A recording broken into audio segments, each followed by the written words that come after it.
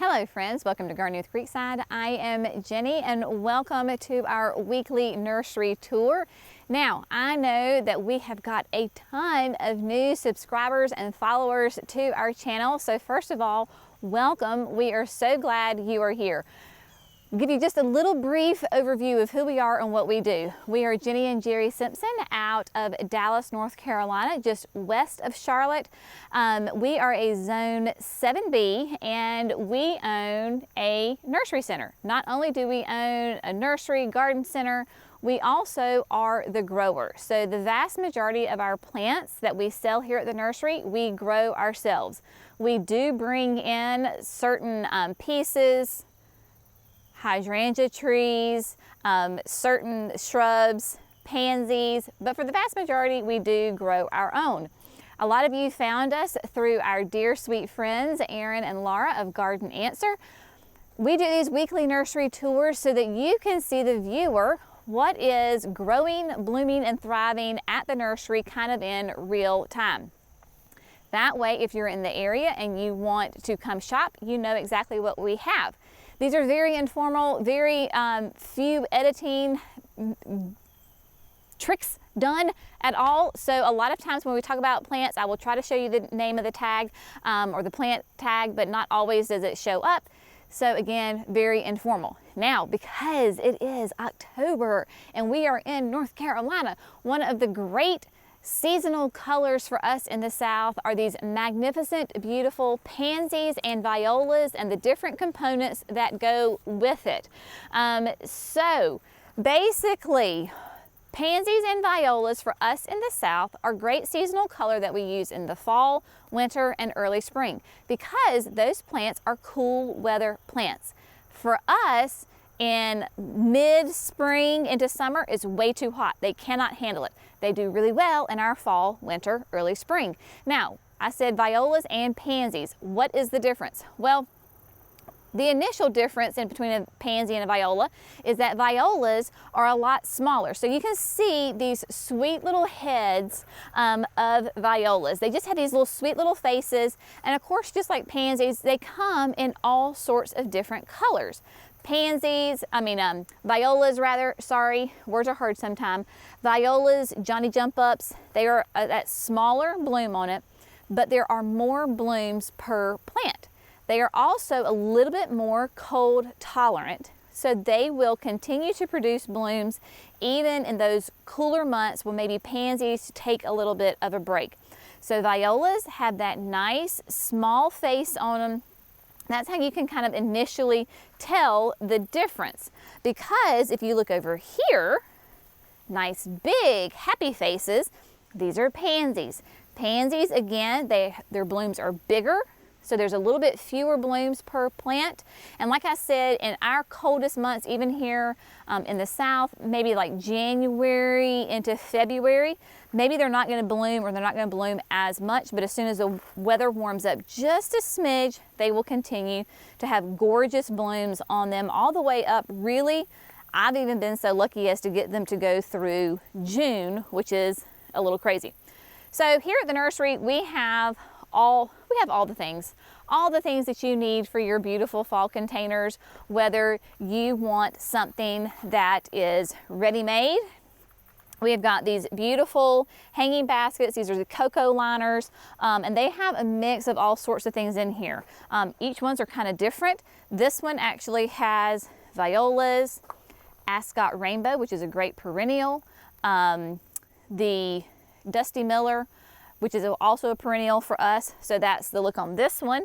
But over here, we have different ones. So like this has a lavender in it, right? So there's a lavender, then we have some kale cabbage. So if you're looking for a hanging basket to put either on like a shepherd's hook or your front porch or something like that, we've got beautiful arrangements of hanging baskets available for you. You can see they are doing fantastic and really blooming, and there is a fire ant. Okay, I don't know if you're not from the South. Maybe they're only in the South. I don't know. Fire ants. Jerry always says that this is the time of year where all the bugs are trying to kill you, whether it's fire ants or yellow jackets. Fire ant just got me on my foot. That's what happens when you wear sandals in a nursery. All right, moving on. Sorry, I digress. So like I said, this is real time, y'all. We've got beautiful grasses. These particular ones are, this is Lemon Squeeze. It is a perennial grass from Proven Winners. As you can see, it is an absolutely gorgeous plant. Now, Lemon Squeeze, if you are in cooler climates, it will have a more of a yellow look to it. Here in the South with our hot, humid nights, a lot of things are kind of should turn that yellow. They'll turn more green, but Lemon Squeeze nonetheless is still a great grass for us. It just won't have that bright color. It's only going to be about 3 feet tall, but it's going to be a little bit wider, about 4 feet wide, and that's going to be in zones 5 to 9. So for us, being a zone 7B, I love when perennials are like, we have 2 zones on each side. So a 5 to 9, we're right there in the middle. I know that I'm not going to get too cold, and I know I'm not going to get too hot. If you don't know what your hardiness zone is, you can Google. I say Professor Google is a very smart thing. Just what is my hardiness, plant hardiness zone?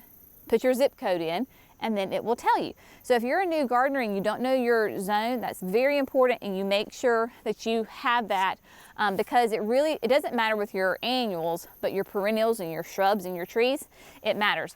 So of course, all these beautiful things, look at this. So if you are local and you need color, come see us here at Creekside Nursery, Thursdays through Saturdays, 9 to 3. Yes, we are only open for 3 days. Where it's the nice select hours, right? And then over here, these are some more of those component pieces we were talking about. So here's like the Dusty Miller, the red sorrel, some snapdragons here. So if you have your own container that you want to create, you can absolutely do that. This is the Euphorbia.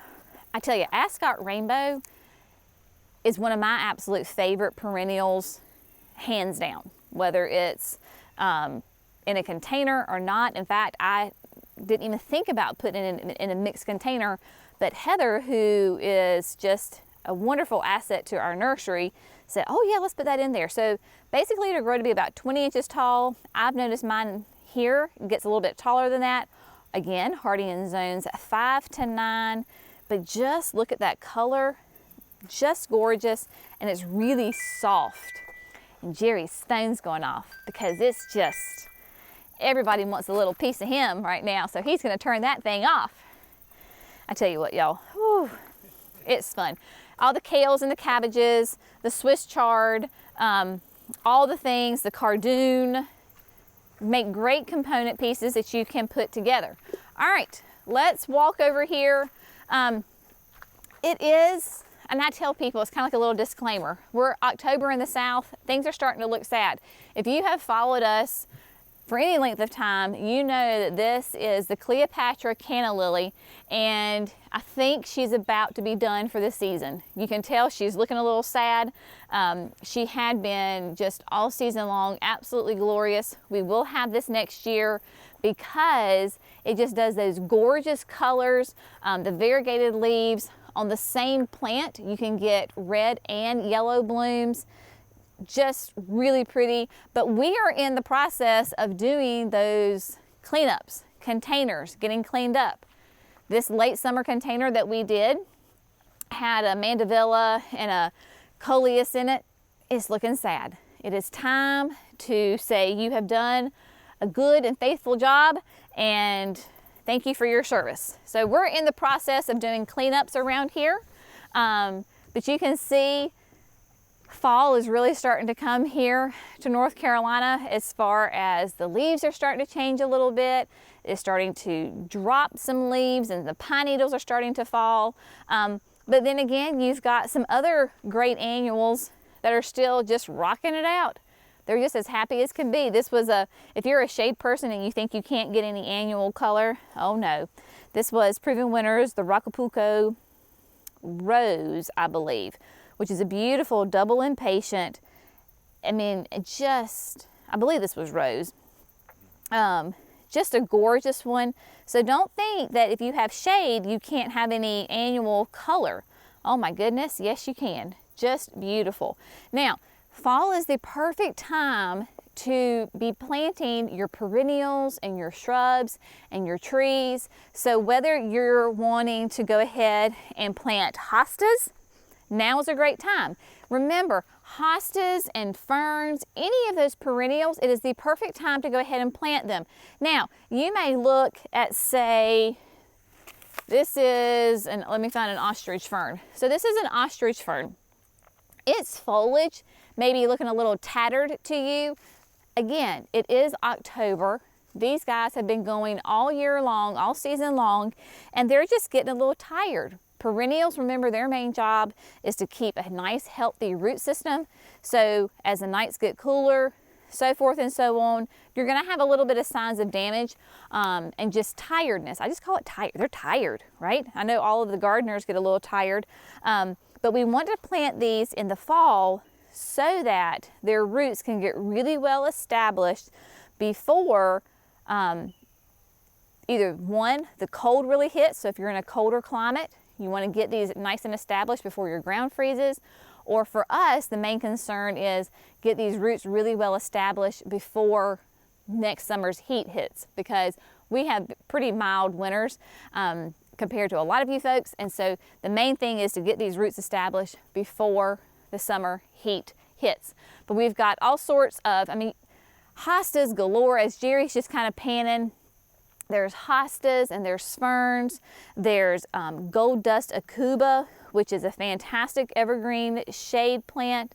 The hydrangeas, the grasses, all sorts of fun things you just cannot even imagine. I do want to show you this because I don't think we've talked about this yet, which is just a shame because we should have. This is Nepeta. Okay, so Nepeta is a catmint. This is, the name is very unfortunate in my opinion. It's called lesser catmint, which makes it think that it's not a very good plant, which could not be further from the truth. This is a white Nepeta. Nepetas are, again, fantastic perennials, and I'll let Jerry come in here and kind of show you. We are experiencing, it's kind of rainy today, but if you're looking to have a pollinator or attractor, you cannot go wrong with this plant. So I tell you that it's raining a little bit because the bees are not out very much, but there's a couple of bumblebees here. If it were not raining, this guy would be absolutely covered in pollinators, both honeybees and bumblebees and all sorts of other little small pollinators. Beautiful, pure white blooms on it. It is going to be hardy in zones, again, 5 to 9, which is absolute perfect for us, 12 to 16 inches tall. I have this near the patio. My mama has it in her garden. She was the one that actually turned me onto this. Just an absolute fantastic plant. Again, hardy perennial. You cannot go wrong with this. It's doing great. All right, let's go talk about some shrubs, because there's a lot going on right now, and shrubs are doing great, as are all the other perennials. We'll swing by and see what we can see on our way. We've got some of the Nafophia. This is from Proven Winners. You may know them as like red hot pokers. These are not red, these are yellow. So these are yellow hot pokers. This is part of their Pyromania series. This particular one is Flashpoint. Beautiful, creamy yellow blooms on it. The Nafophia is hardy in zones, again, 5B to 9. Can you tell we have a little bit of a theme going on here? We like to have plants that do really well for us. Then we have, this is some Ajuga. Now, we brought the Ajuga in really kind of as some fall color. This is black Scallop, which is fantastic. Look at that. Beautiful, low, dark foliage on it. Ajuga will be a perennial. I need to look at all my specs on here. But Ajuga typically is going to be a little bit more on the shade side. Hardy in zones 4 to 9.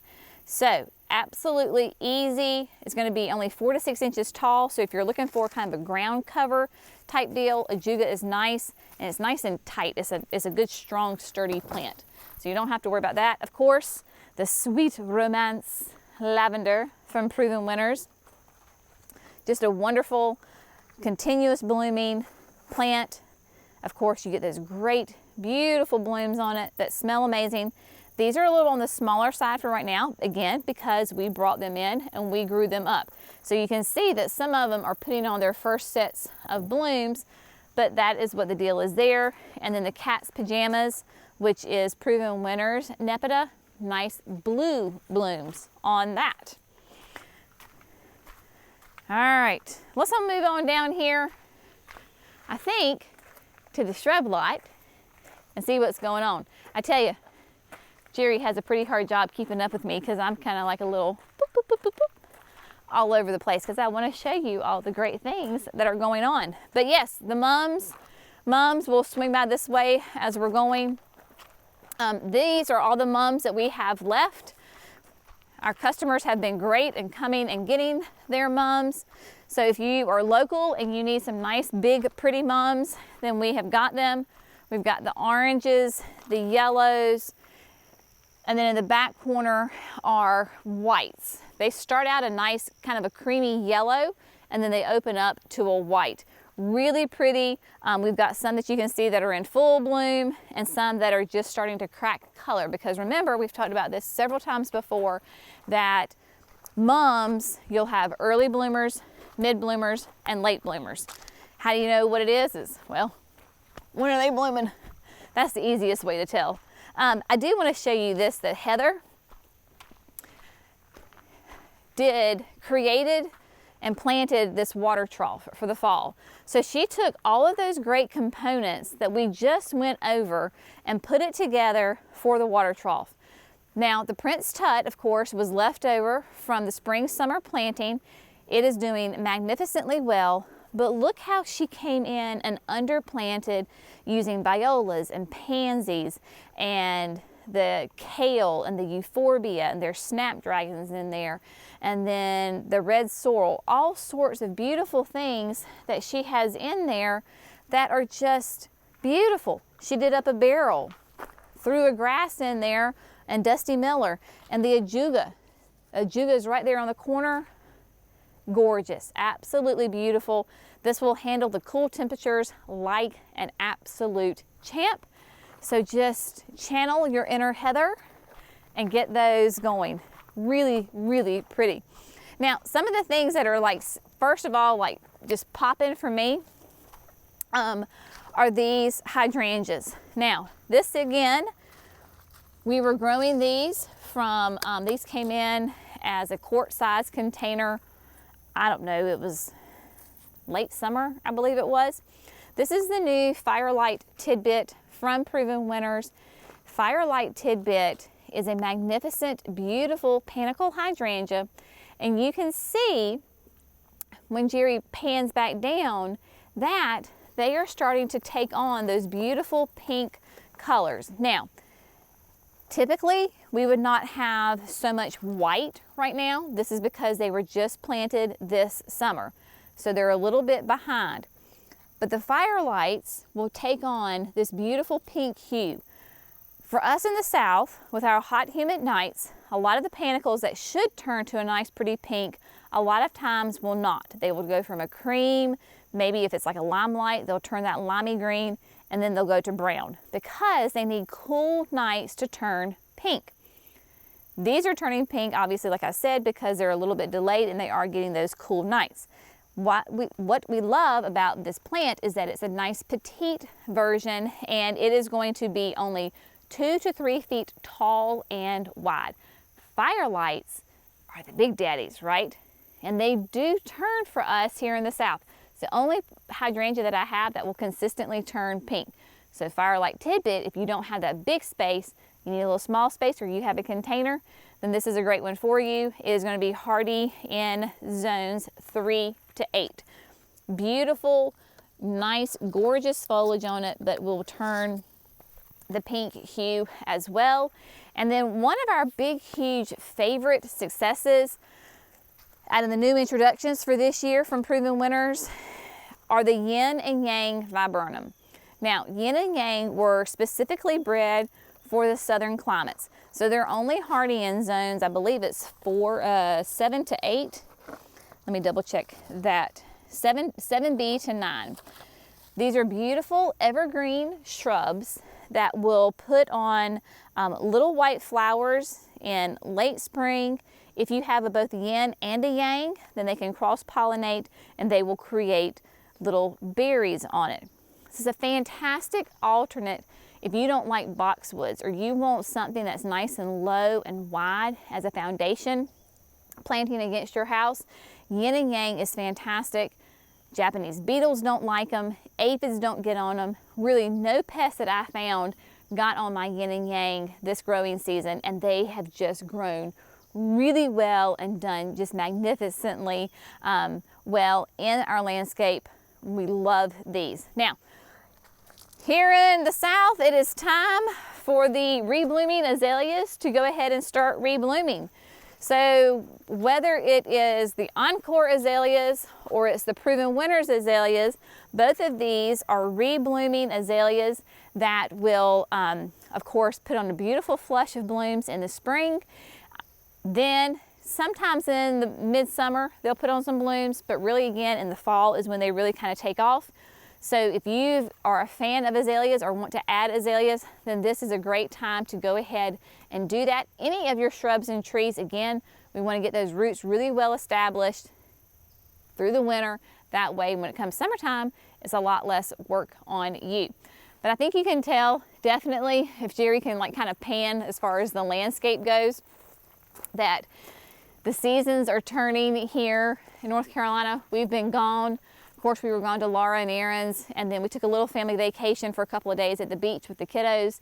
And when we got back, we're like, wow, everything is really kind of turning.